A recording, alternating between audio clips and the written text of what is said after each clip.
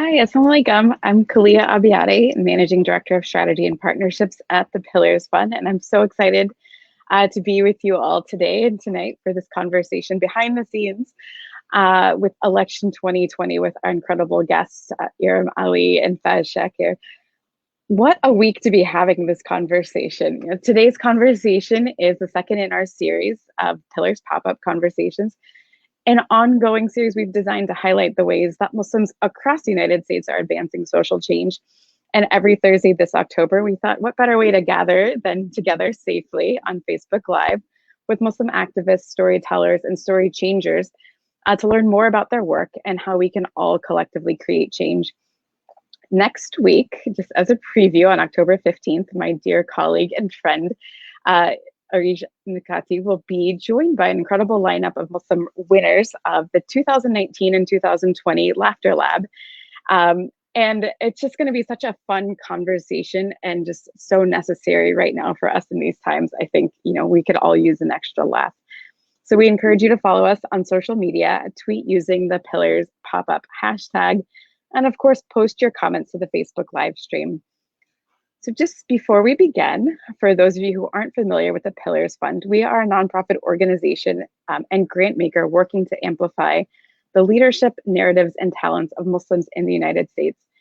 Our staff has, just like many of you, been responding to this public health and economic crisis in a range of ways, working with folks in our community and specifically working with grantee partners as they navigate the shifting terrain, the uncertainty, and supporting individual community members. This year, we held 2 rounds of our Rapid Response Fund for Muslim artists and activists, often who are the folks who get overlooked, right, and are experiencing economic constraints brought on or exacerbated by this current crisis. So please subscribe to our mailing list to get updates on that and follow us on social media to continue to get more updates as they're announced. So what you're here for, we are now 26 days away from November 3rd. And it's hard to believe that that's where we are, but we've witnessed the roller coaster highs and lows of this political campaign. And like I said, what a week it's been. It sometimes feels like an entire year is stacked into a week, but we also know that there's a lot going on behind the scenes, stuff we don't see in the news. So today I'm really excited to be joined by 2 of our superstars who have a lot of behind the scenes knowledge and can sort of give us their take on what's been going on behind the scenes. Iram Ali and Faiz Shakir, who have worked on 2 of this year's most high-profile presidential campaigns in what I know has been the most consequential presidential campaign of my lifetime. They'll share what it was like to work day to day on campaigns for Senator Warren and Senator Sanders, and their hopes for the remainder of this election season, what they think our communities and the Muslim communities are getting right, and what's not working. We could all use a little bit of truth talk right now when it comes to political engagement. So throughout our conversation, if you have questions for either one of them, please be sure to drop those in the comments. And before we bring them on the screen, I just want to share a disclaimer that will be important to rewind back if we ever need to. Pillars is a 501c3 nonprofit organization and grant maker that supports Muslim-led 501c3 nonprofit organizations. So while we are deeply, deeply interested in building political power and doing so in a way that's nonpartisan, our guests have worked especially on work for specific candidates within our country's party system. But today's conversation isn't necessarily about endorsing any candidates or campaigns. We're just so excited to have them tell us more about their experiences and their very unique insights from those experiences. So with that out of the way, I'm honored to welcome today's guests, Iram Ali and Faiz Shakir. So there's Iram. Iram is a social change and political strategist, bridging digital research and data to policy and advocacy. She served as a senior content strategist on the Warren for President campaign and was a senior campaign director and strategist at Move On. She's currently the interim director of campaigns for Kairos, where she is building out a digital-first campaign department. And Faiz served as the campaign manager for the Bernie Sanders presidential campaign. Previously, he was the national political director at the ACLU, and he's worked for both Senate Majority Leader Harry Reid and Speaker Pelosi. He's also worked for several years at the Center for American Progress, where he helped launch Think Progress, and was one of the experts behind Fear Inc. in 2011, which I'm sure many of you are familiar with. So Iram and Faiz, thank you so much for joining us. I know we need a better question than this these days, but how are you doing? Surviving. Given all the things that people are experiencing in the world, honestly, I feel fortunate and lucky. We have two young daughters. We're all generally healthy, and in these moments, try to remember that there's a lot of people out there who are suffering severely, and obviously we have a government and a political system that is completely inadequate to serving them. And so that is the change that we're after, right? Is one of the many changes we're after is trying to build a more just and fair system that takes care of people. Absolutely. Yeah, thanks for having me on Kalia and Pillars Fund. I'm doing really well, and also really grateful that my family is doing really well, and everyone is healthy. And that in at least New York City, we have flattened the curve, and we're trying to keep it there, even though there are spikes here and there. And hopefully, our leadership can continue to do what is necessary to protect people. Yeah, thank you both for taking time out of your busy schedules to be with us tonight. So many of us may think we know what it's like to work, on a campaign. We feel like we interact with it so much just through social media and the news and our conversations. And if you're like me, you haven't really been able to turn off the news as much as you should. So there's no shortage of imagination about what, especially in pop culture. I know I grew up watching Wag the Dog and West Wing, and now, we've got House of Cards, which all used to seem so outrageous, right? I used to watch Veep and be like, this is not actually possible. But now it feels a little too close to real life. So we're going to see if that's actually true. So starting with you, Iram, can you please describe your role on the Warren campaign? What was the best part of your job, and what maybe challenged you the most? Yeah, and I will say, out of all of those shows, I most recently watched West Wing, and I did it for the culture, so I could know what everyone was talking about when they mentioned West Wing. And I will say, real life is nothing like that. And I'll start with the challenges first, because I will say this was my first electoral campaign. I come more from movement spaces and trying to make change on the outside. I have worked on elections in 2016 and 2018 through the Move On PAC, but it was my first time deciding to join an electoral campaign. And I did it because for me, there was a clear pathway to victory and a clear necessity to get the current president out of office, for me personally, in order to continue doing movement work that we need to accomplish in the long term. So I decided, this is going to be probably the first and last year I'm willing to do an electoral campaign, so let me just jump in. When I was offered the senior content strategist position on the Warren campaign, I decided to take it. Senator Elizabeth Warren was one of two of the leading progressives in the entire field. And so I was honored to work on that campaign.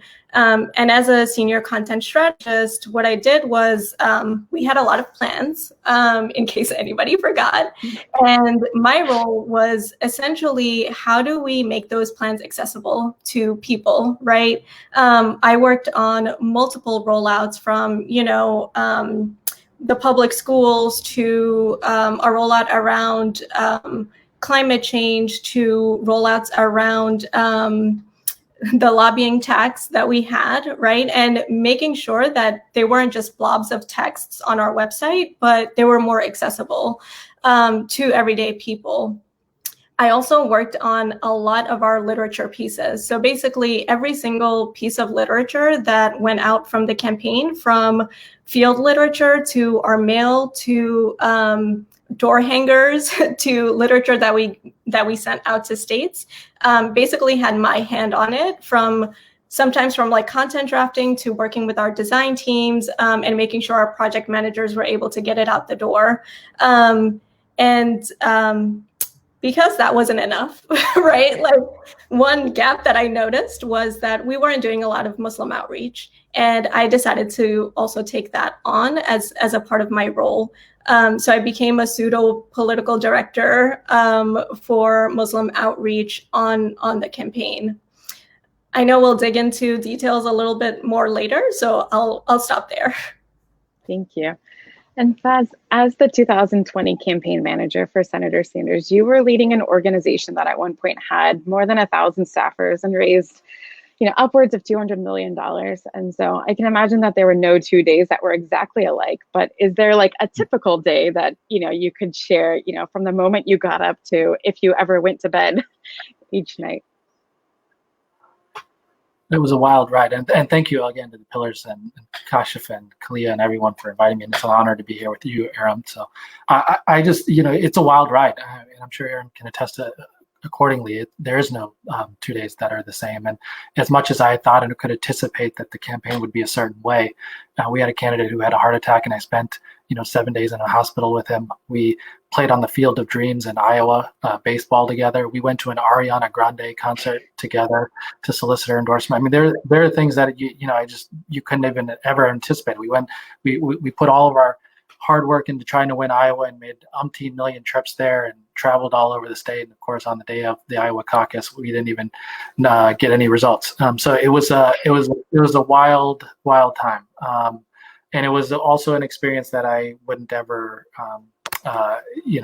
would want to repeat if I could, but would never want, to ever have the opportunity to say, like, to tell my family, to my friends, this is something that was worthwhile, was a cause that I believed in, and hopefully, can inspire some others to do a similar thing, because it truly was great. And obviously, a big part of it was, when you're a campaign manager, there's essentially, to simplify things, there's the candidate managing Bernie Sanders, and all of the things that come along with that is to take care of his schedule, his priorities, executing a campaign with his values and his priorities in mind. But then the other part of it, which is often the least heralded of being a campaign manager, is to be the manager of a bunch of staff. And as you mentioned, we had 1,200 staff at our peak in mid-January, late January. We had staff spread out over 20-something states. And you can imagine that with managing that many people, it requires a lot of personnel issues, good systems, good strong systems that maintain that, good evaluations and accountabilities of those individuals. But generally speaking, we had a top-notch, great culture that we cultivated on this campaign, and I'm pretty proud to say that I got to manage it. That's awesome. I mean, I guess my first question in response to both of those is, what surprised you, if anything? Besides Ariana. Yeah, I guess I'll start. And any surprises can be both good and bad. The upside is that when you have the opportunity, which you rarely do in life, to kind of just travel, which I did by his side all over the country, it truly does give you a different perspective on where the American people are and how they're doing out there. And so there's surprises on the upside. Of course, you have a progressive candidate who's going out and campaigning on some ideas that really 4 years ago hadn't been part of the discourse. And now you see legions of people. I remember, in Queensbridge, New York, we had something like 27,000 people show up when we had the AOC event. But even you go to Iowa and you go to Dodge City or something, and there's 600 people. It's the biggest event in town, and you see why people show up, and you sense that they're hungry and they give a damn about the direction of this country. And that is an inspiring thing. But also when you see the state of America running around the country, you see towns that used to be vibrant and are now increasingly non-vibrant, people struggling. What Senator Sanders would often do in many of his town halls is he had the conversation about healthcare, because Medicare for All is such a key pillar of our campaign. And he would do this kind of Q&A with the audience and ask people, hey, tell me your deductible, tell me your premium, how much are you paying? And initially people would be very resistant to talking about these things. And then one person would pipe up, and then another person would pipe up. And by the end of it, he was breaking the shame and the silence that surrounds all of us, because we're all, suffering to a degree under this crazy healthcare system. And by the end, they're like, oh man, we're all suffering here. and it was just watching the conscience and the psyche of America change in slow motion before your eyes. So that was definitely a wonderful upside of it. Yeah. So one thing that I found surprising as like my first campaign was the way campaigns grow. So when I started off, I would say our headquarters office was about half full. And then over the next like 2 months, it grew and grew and grew. And we had like more tables added, more chairs added. There was barely like room to like move around anymore. And that like the sheer size of how campaigns grow and the infrastructure that you need to like, you know, maintain that is I think phenomenal. And it's something that I don't think you get to experience in many other areas unless you're in a startup that's like growing like that. And just to see people, you know, who know that this is like a very temporary job, right? Like even if the candidate makes it to the general election, it's still a temporary job, and who give up everything and move across the country to multiple states, and are willing to like work for a candidate. That was like phenomenal to see for me personally. Yeah, that does sound incredible. And I'm imagining that both of you probably have friends or colleagues working in campaigns now. So if you care to speculate, you know, what do you think is going through their minds right now?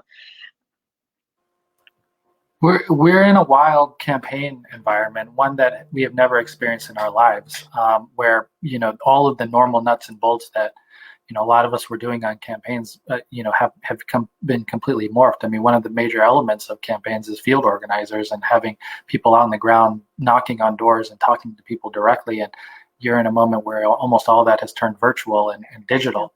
And so lots of people making phone calls and texting, but a lot of the basic facets of the campaign are done. And obviously, never mind, you know, the Looney Tune that we have in the White House and how that has changed, you know, how people deal with a normal campaign. Quite frankly, it's not even about the campaign. What I actually, you know, worry increasingly about is November 4th, 5th, 6th, 7th, in the week after, and how he responds to a potential defeat and all of the measures that he and his allies may attempt to take in subverting democracy. And that's one thing that, you know, you can think about it, but have any of us ever experienced? Is there any kind of a playbook that exists for that? You know, no. And so my heart goes out to everybody who's on those campaigns, because you're worried about them, but you're working as hard as you can, and then you just have to kind of be ready to be nimble and play the cards that you're dealt. Yeah, I mean, it is definitely wild to witness and to be part of this sort of like capital H history that we're all living through right now. We'll probably come back to the digital piece, because I know, you know, that has been increasingly important just because we are so distant from one another.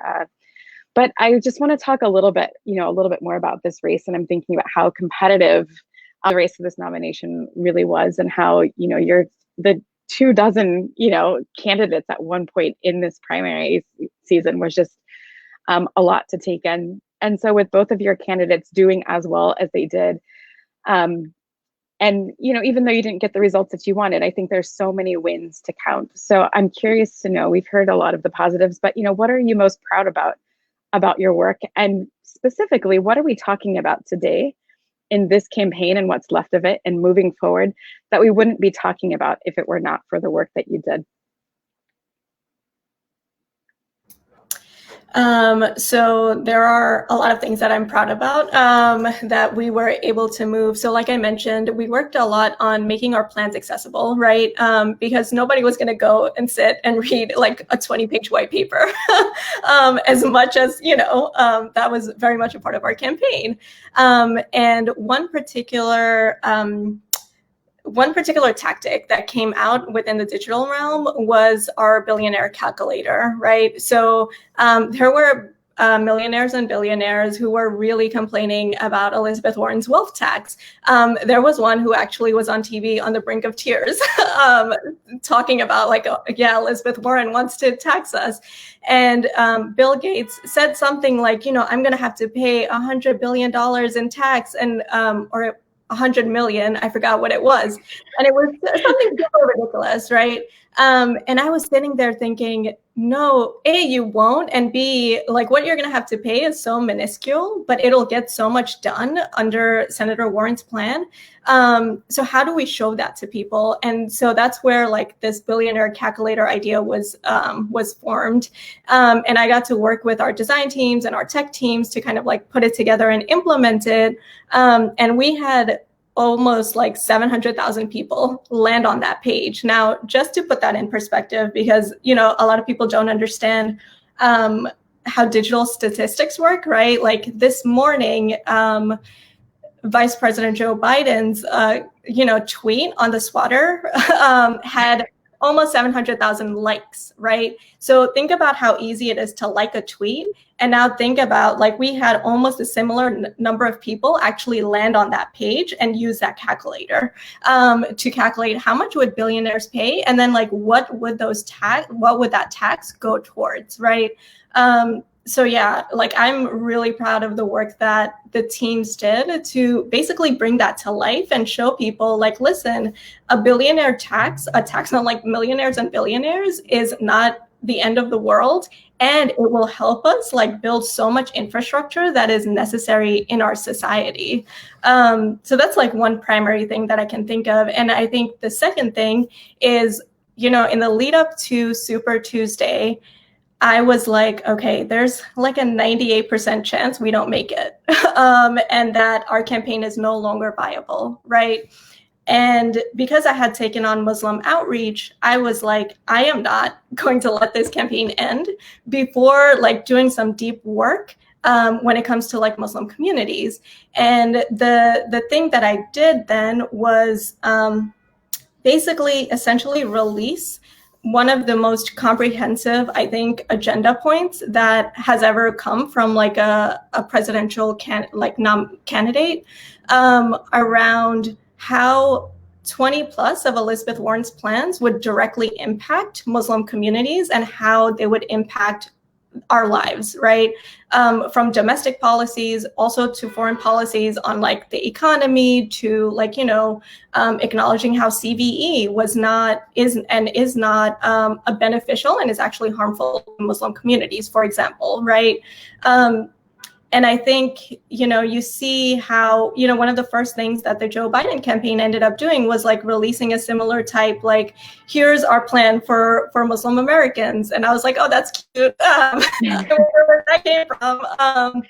I mean, it was nowhere near like as comprehensive, but I think, you know, both the organizing work that was done on Senator Bernie Sanders' campaign amongst Muslim communities, and also the work that we did on Senator Warren's campaign is basically setting the thresholds for like what it looks like to actually work with Muslim communities on a deeper level than just like tokenism.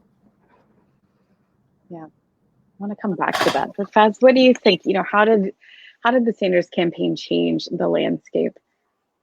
And I mean, there are many ways, but you know, pick a few. Yeah, exactly. I mean, I was honored to be just a small part of a big ride, and the number 1, 2, and 3 assets of our campaign were a guy named Bernie Sanders. And so when you ask me what impact did I have, well, I was all in service of trying to help him. And, you know, we came into the campaign in a field that had 20-something talented people in it, and it was going to be much more difficult, I think, than the 2015, 2016 run, where he was one of, you know, essentially 2 candidates in the field.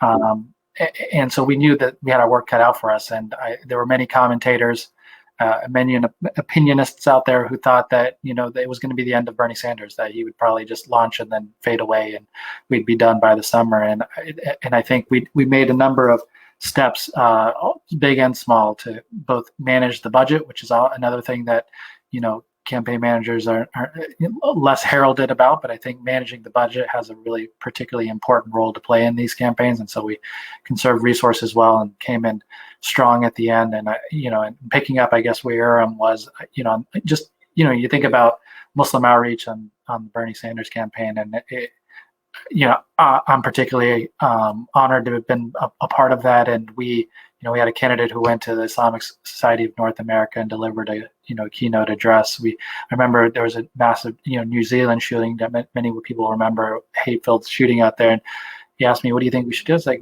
we could go visit a mosque if you're interested. He's like, absolutely. And he went to the Islamic Society of Southern California, I think within, a few days. And I believe was the first candidate to go into a mosque.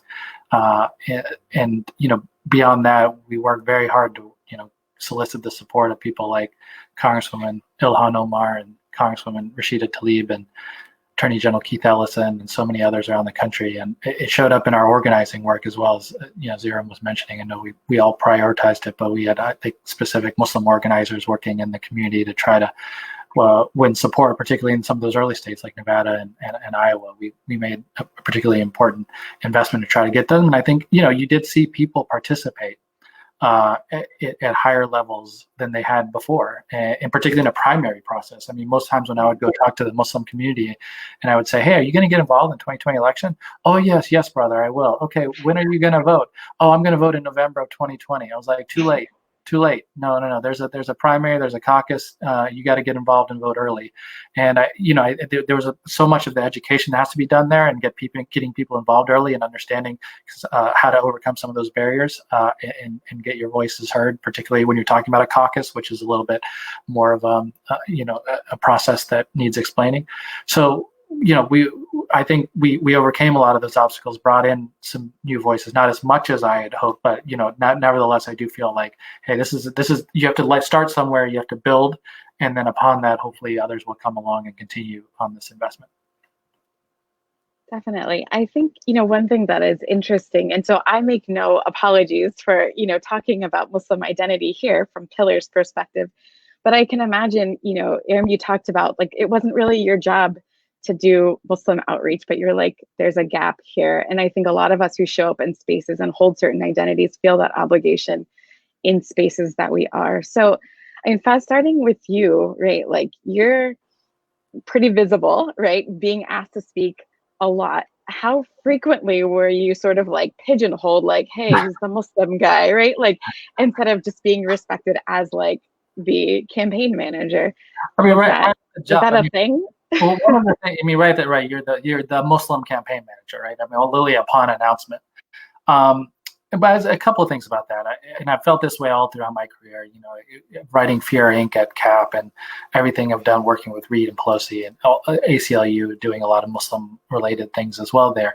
But I have always felt that because of the privilege and the opportunity that I have to be comfortable wearing who I am in my identity as well. And so if people want to say, hey, there's that brown skinned guy, he's a Muslim, I'm like, yeah, nothing wrong with that. And I have to own the fact that I do represent, for many people, maybe the only Muslim person that they will see in a particular space, and trying to do as well as I can to represent that. And then often, thankfully I've had the opportunity to be in some significant positions of power in it. I've never once kind of felt like this. There's a sense of burden that comes with it, but you're trying to, you're trying not to fail, right? You're trying, because we've gotten here, the worst thing that could happen for a Muslim is like, oh, that person stunk, and therefore maybe we shouldn't have try this identity approach of like having a Muslim campaign manager. And I like no. One of my favorite moments was when I got picked, and Senator Sanders had done an interview, I think it was with the Breakfast Club, and called me right afterwards. He said, Faiz, they asked me about you being a Muslim campaign manager. He's like, Faiz, I want to tell you, I didn't pick you because you're a Muslim. I picked you because you're a good campaign manager. He's like, you haven't been Muslim, but I picked you because you're a good campaign manager. And I said, Senator, I'm not supporting you because you're a Jewish candidate for president. You happen to be a Jewish candidate for president that I support. And he's like, you got to chuckle out of it. And that truly is the way that we should think, is that the identity doesn't leave us, but it doesn't define everything about who we are. And so I will always feel comfortable answering questions about Muslim Islam, but it was never, like, in many ways in my mind, the thing that defined me. What defined me was doing a damn good job at what I was asked to do. Definitely. And Iram, is there anything you wanted to add on that? I know that you took on some responsibilities and you filled that gap. Is there anything else you want to share about that? Yeah, I think, for me, I tend to play a different role, and not just like I need to do my job in the best way possible, but also how do we improve institutionally, and what are the changes that need to be made, right? So when I think about my work at Move On, for example, which is a huge digital first progressive organization, I had to think a lot about how am I showing up here, not only as a Muslim, but also one of a few people of color on staff, right? And where does this organization need to move so that's not the case, right? And I ended up taking on also, like, willingly, a lot of equity oriented work to move the organization where they are still working with a firm that, you know, I helped hire on to do trainings with staff on a consistent basis, right? And for me, it's not so much that that this comes from my identity. It comes from like what I think is the change that's necessary to actually move us in a direction where our organizations need to move institutionally, right? And I would say, like, on the Warren campaign, yeah, there were a lot of gaps that I saw, and I was like, well, if nobody else is going to fill them, you bet I'm going to fill them, because it's just necessary, right? To give you an example, I pushed internally a lot on foreign policy, and that, you know, it's also hard when you hold multiple identities, because it can be seen as, are you saying this because you're a Muslim woman? Or are you saying this because you're a content strategist, and you have some political analysis, right? And that is a very, very difficult position to be in, right? Because for me, obvious. Listen, Senator Elizabeth Warren can speak domestic policy and economic policy in her sleep, right?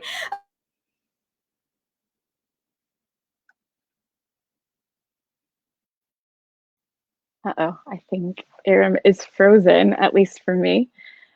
Did we lose her? Yeah. Yeah, she is, at least in a very pleasant face. I know sometimes sometimes I'm, you know, we'll bring her back as soon. There she is. Sorry about that. So no, you're good. You are. Where was I? You were talking about her plans. And she knows foreign policy and domestic policy. And in her sleep. She can speak about domestic policy in her sleep, but we didn't have enough of a threshold on foreign policy. And it's very obvious, right? When you, especially compared the two progressive candidates, Senator Bernie Sanders and Senator Warren. And for me, it was very obvious, like, listen, this is a gap that we need to fill. And I was coming from a position of having worked on a progressive organization before and having moved people on foreign policy and having had them act on progressive foreign policy stances, right?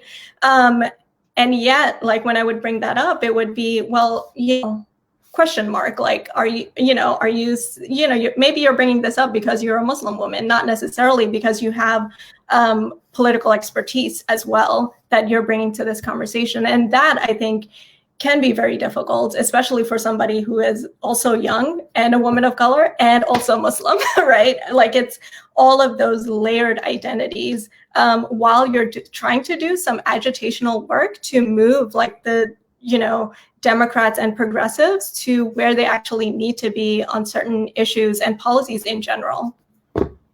I really appreciate that. So in a previous version of my life, I was a newspaper journalist, and I think a lot about something I've learned from one of our grantee partners, Asia Bundawi, who, you know, directed The Feeling of Being Watched. And we talk a lot about, like, this sense of objectivity in journalism, and that it doesn't really exist, right? And everybody's bringing, like, their personalities or their identities to their jobs.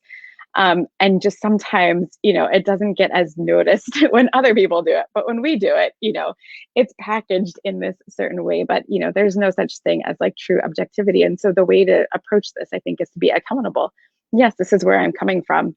And it's still, like, completely legitimate. And maybe, you know, it is informed by my experiences, but so are all of the opinions that we're bringing in. So I just really appreciate, I'm taken back to so many stories from my journalism days in your stories of coming up, you know, coming of age sort of in the professional space and having to have some of those battles. So I just appreciate you raising that. And I think one thing that I know about both of you is that you've always sort of pushed boundaries, right? When it comes to politics, when it comes to like working on the left in progressive spaces. And I think for a lot of folks, they're still in that space and also fighting their inner cynics when it comes to the rest of this campaign, understanding that it's exceptionally consequential, but also just, there is disappointment for a lot of folks for us not being able to go as far as some folks had hoped. So I'm curious, when do you find yourself in that battle? What is the conversation that you're having with your inner cynic? And what, if anything, makes it difficult or helps you get through those moments?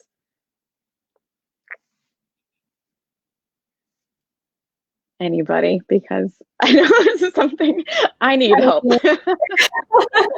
Yeah, this is a tough one. And I will say, a lot of people see me as being cynical, but I'm actually a very optimistic person and you need to have hope and optimism to make change, right? You can't stay in this work without it.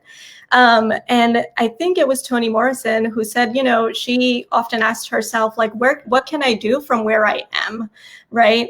And to that, I would add, what can I do from where we are right now and where we need to go, right? Wow. And when you break it up like that, it makes things very, very clear what you need to do right now. And when it comes to, for example, just taking out 5 minutes of your day, 10 minutes of your day to actually vote on November 3rd, right? That's a really tiny step to take to establish what the long-term plan is, right? It's just like one tiny step, right? So take it. The other thing that I often go back to is the hadith of the Prophet Muhammad Sallallahu Alaihi Wasallam, where he said, even if the hour is established, so it's like the end of times, if you have a seed in your hand, plant it, right?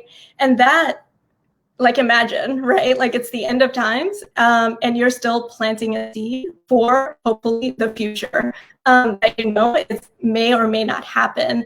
And that, I think, really gives me a lot of hope to continue imagining what's possible, even if we can't see it right now, and to continue to ask myself, what do I need to be doing in this moment to make sure that we are consistently pushing towards the future that I want to see, where, Muslim communities are thriving, where communities of color in general are working hand in hand towards social change, and what that could look like.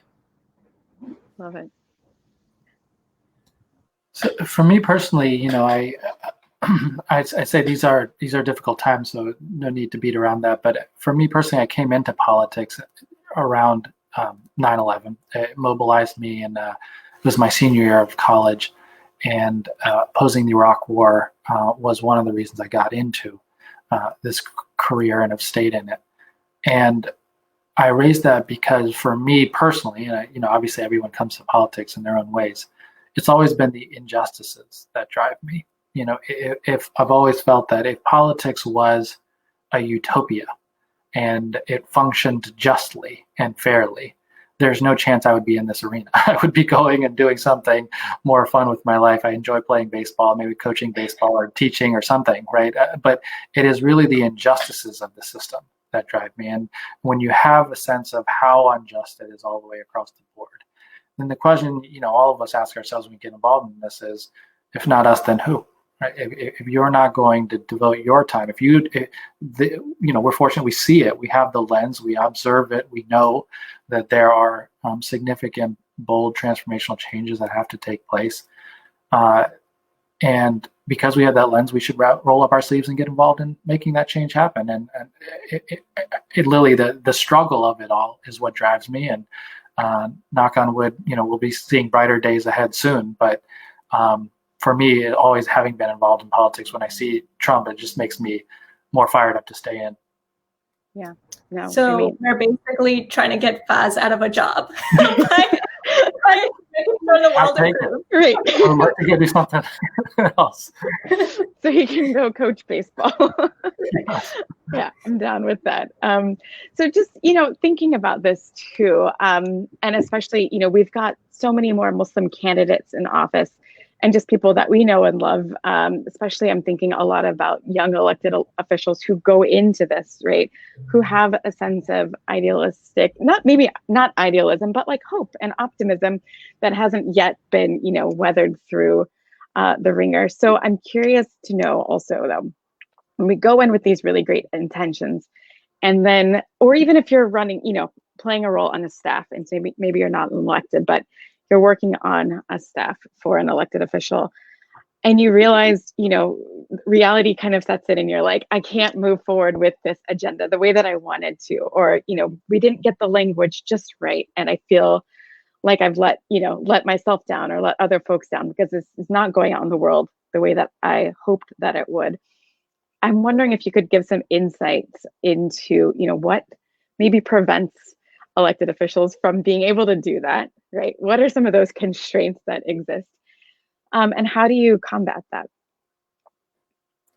Faiz, I'll start with you. Obviously, one of the things I was drawn to Bernie Sanders over was this issue right here, is the fact that, for decades of his life, he's largely been uncompromising about values. You take him or you leave him. He's pretty stubborn about it, and he plants a flag boldly in the sand and says, "This is where I'm at." And I think in that way, he's transformed politics because when he first ran for office, he felt in 2015, 2016. Sorry, when he first ran for president, I should say. He thought, this is a corrupt system, and I'm going to challenge this system by saying, I'm going to take money from, billionaires and corporate PACs who want to try to influence and change and preserve the status quo for themselves, and I'm going to rely on small dollar donations, and let's see how this goes, right? And if people want this, then they'll step up. And sure enough, he happened to be right, and transform politics for people like Alexandria Ocasio-Cortez and so many others who've come along after him and said, I'm going to also run campaigns that rely on grassroots donations as the base of my support. And of course, as a result of that, you're freer to make the judgments and determinations. But politician is a politician. You're still going to have to make judgments about what you want to prioritize, what you think is most effective as a strategy that people will want to vote for. And I go back to some of the harder moments of our campaign because he is particularly principled. He doesn't like to be walked off of his principles, but sometimes those principles become politically, painful. And one moment that I can remember clearly is he, like I, am a believer in universal voting rights. That we believe it's a voting right. You should be able to vote from jail. You should never lose your voting right. And he said it. We said it. We pushed it. And of course, he sits on a CNN panel, and Chris Cuomo asked him, even for the Boston bomber, are you going to allow the Boston bomber to vote? And so obviously, Bernie being Bernie isn't going to back down from it. But you in that moment, you find yourself having to be in a difficult place of trying to deprioritize and not have your campaign become solely defined about a person who believes a terrorist should be able to vote from jail. And so those are some of those moments where you have to navigate through your principles and kind of basic politics of just making sure you're, in some sense, the basic sense of politics is I want people to understand what are my key priorities. What do I really want to accomplish here? And I want them to see it so clearly that those are the things that they're voting on, not distractions that might pull them in other ways. Yeah. I want to move us a little bit into, I really appreciate that, into conversation thinking about Muslim communities as they are now. As you know, Pillars, we receive about 200 applications every year.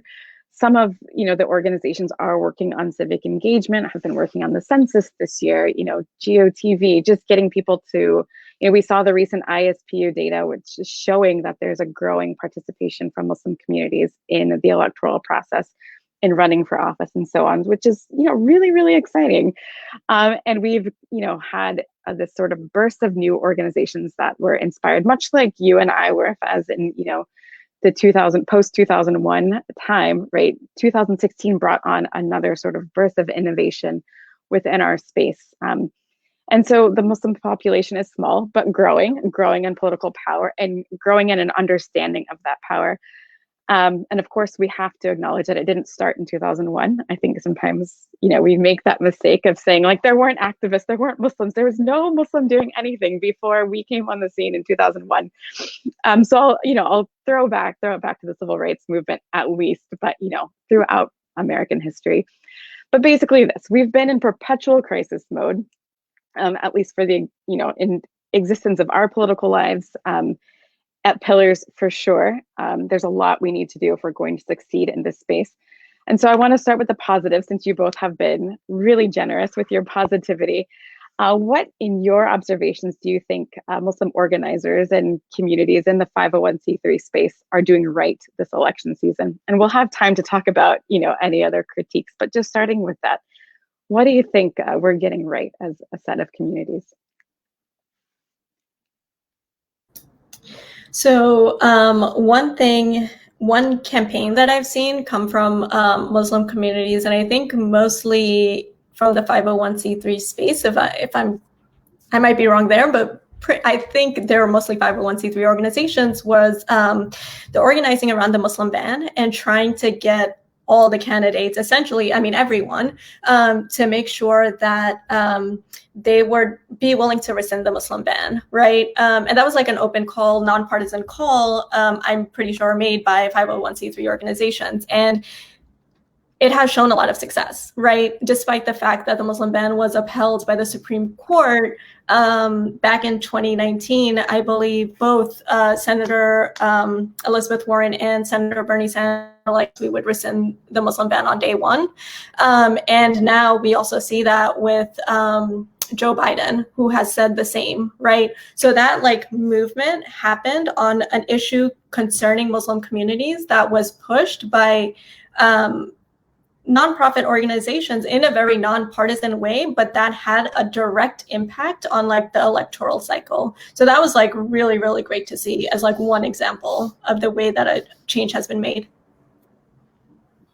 I'd like to reflect a little bit with you, Kalia, but going back in time, because we go back into the 2001 days, and when your comment made me reflect on those 2001 days in the Muslim world and how far we've come from them. So I just want, for those who weren't around, then you're thinking about it, prior to the 2000 election, which was Bush v. Gore, the Muslim community had started to want to get engaged and mobilized. And for the first time, I think, largely, had tried to make a political effort and said, we are going to support George W. Bush because he has a particular stance on something called secret evidence. And, he might be good on that issue. And so let's mobilize for him.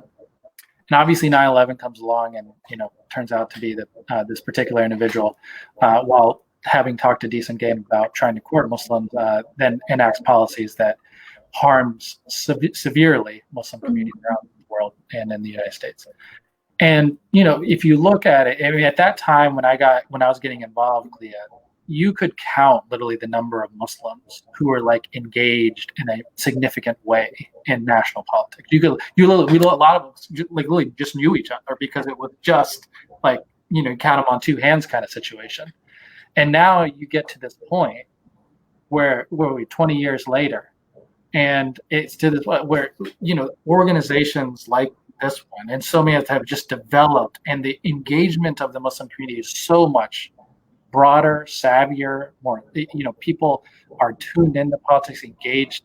The higher level, you now see, the thought at that time of a Muslim, in office, it was prior to Keith Ellison, it was just, it'd be shocking. And now here we are with, growing ranks, not only at a federal level, but state, local, all the way down the chain. It used to be, you could write them on a list back in 2001 of the number of people who held any office and were Muslim across the country. You put them on this list and it was this small, right? And now that list would just be huge, actually, huge and growing. And so I actually take heart from that we see a natural and great progressive engagement that is only going to continue in one direction, which is bigger and better. It's so true. I went to the University of Florida with Yasmin Taib, and I think she was the only sort of political leaning Muslim person that I knew at the time who was actively in pursuit. And so that's definitely a throwback. So, we are here to be reflective and a little self-critical too in our communities. I think part of the joy and difficulty of doing the work that we do is that we see it all, right? We see the good and we're excited about it. And we have to really look at what's not working and do it in a way that holds people, meets folks where they are. You know, we challenge our own assumptions. I know daily I'm challenged on something that I held to be so true. So I would just love to hear from your perspectives. You know, what are things that you've seen in our communities that, you know, you wish we were doing better or differently? I think the Muslim community is still one in transition in terms of even generational change.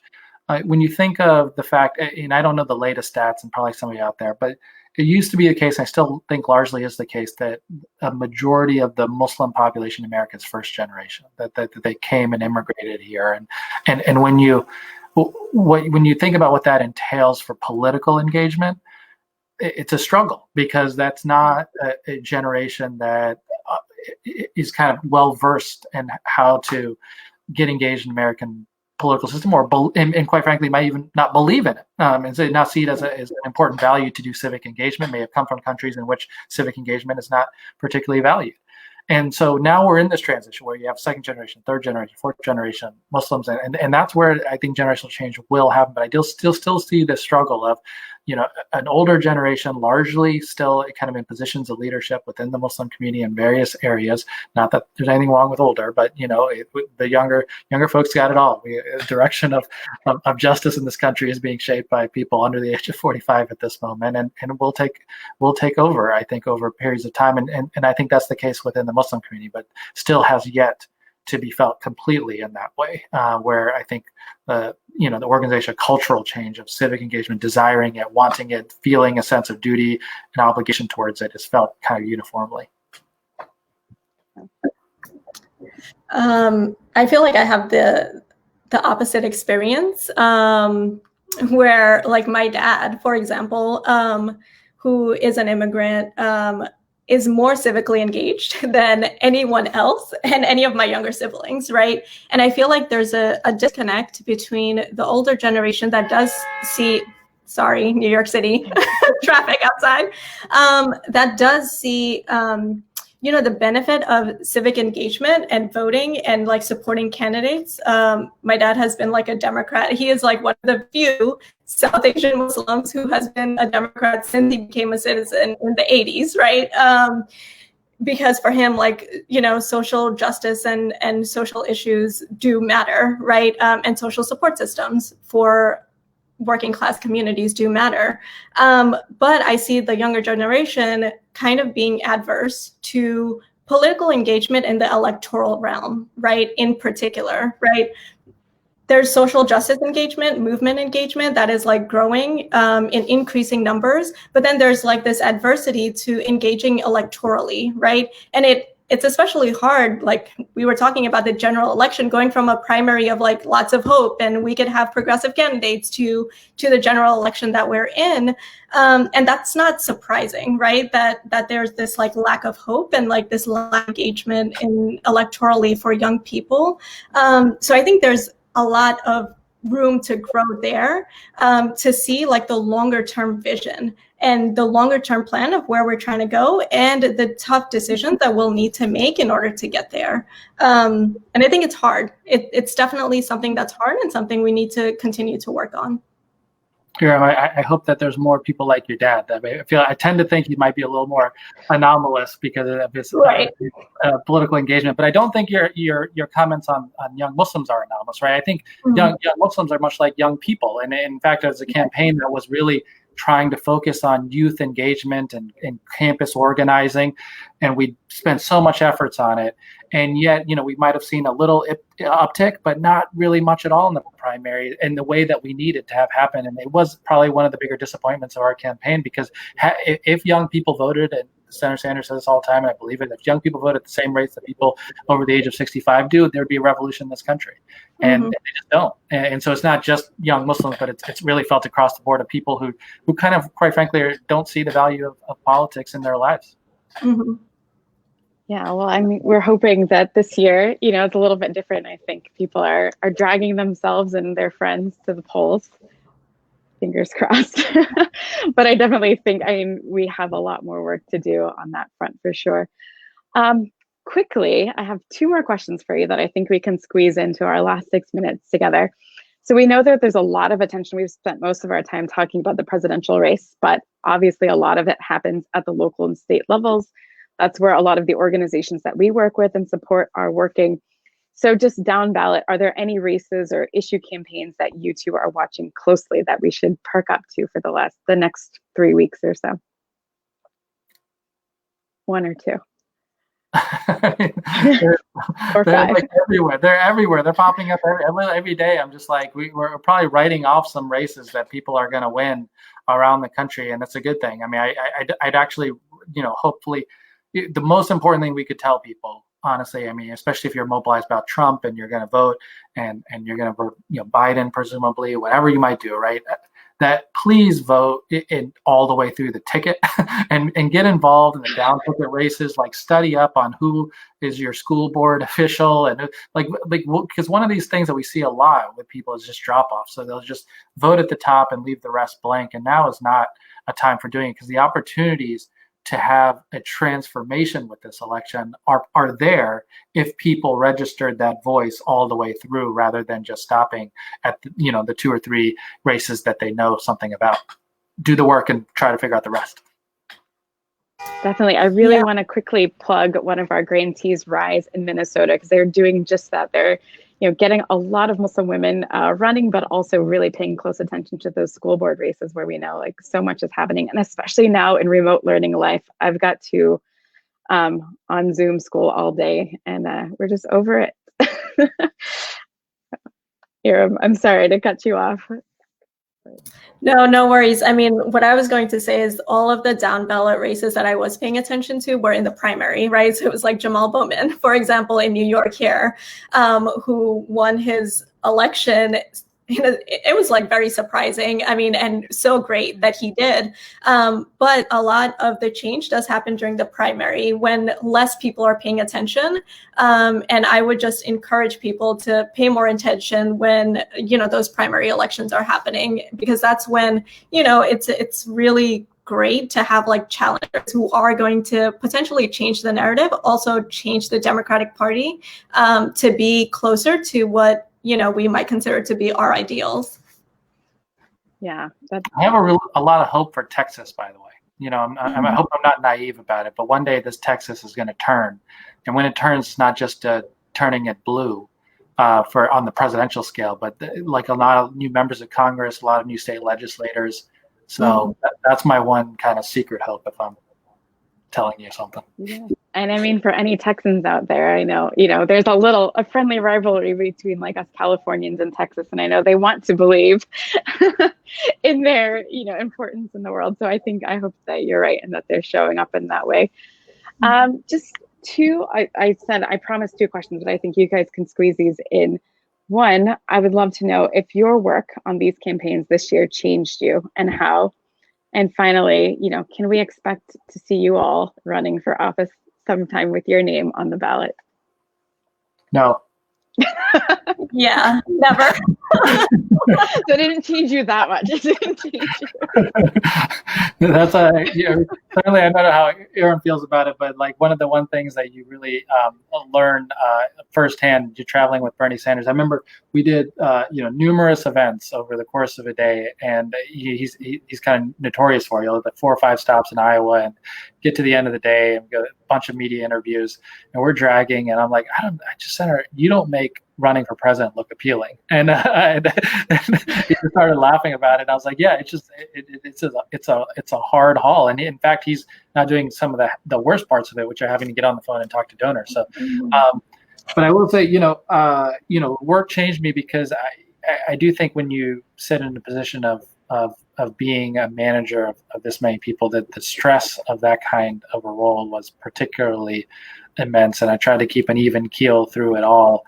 And I do tend to think that once I've gotten through that, come on, life, throw whatever you got at me, because it did feel like, having traversed that under particularly intense, professional pressure, that we're better positioned for the next challenges in life. Mm-hmm. Yeah, I agree. I would never run for office because I see I see myself more of as like an outside agitator, and I would like to stay that way, and build our movements. And when it comes to how I saw Senator Elizabeth Warren show up, it was not only on the campaign trail, but she would also be calling to thank her donors. She would also make birthday phone calls to her staff. And like, imagine like 1,000 staff members that you're calling on their birthday to congratulate, like, to say happy birthday to them. I, kudos to those who run for office. And I hope more, progressive, leftist, like also Muslim, candidates do run for office. And on that end, I'm really, really proud that our representatives, especially during the Trump era on a national scale, have been, Representative Ilhan Omar and Representative Rashida Tlaib, because they have shown up so like in very, very principled ways and have set the standard for how, we can continue to show up. So, I do hope that other people who want to run for office, run for office. I can't see that, for myself, because I really enjoy being on the outside and, continuing to run campaigns, like pushing candidates to skip the APAC conference or, pushing them on like, Yemen. So, yeah. No, thank you so much for being with us tonight and sharing your insights. This will, of course, be, housed on Facebook, but these are conversations that we share widely with our community of grantees and trustees. So just really appreciate you sharing your wisdoms and insights with us tonight. So as you know, every Thursday in October at 6 p.m. Eastern, and no shade to the Central Time or Mountain or Pacific, but we are gathering here on Facebook Live with Muslim activists, storytellers, story changers, and others to learn more about their work. So please make sure you sign up for our mailing list on our website to stay up to date with events in the future, and also follow us on the social media platforms. But thank you to both so much, not only for being with us tonight, but for all the work that you're doing. As for the world and also specifically for Muslim communities. We really, really appreciate you spending some time with us tonight. Thank you, Kalia. It was a great conversation. Thanks, Iram. Yeah. Good to see you again, Faiz. Assalamu alaikum.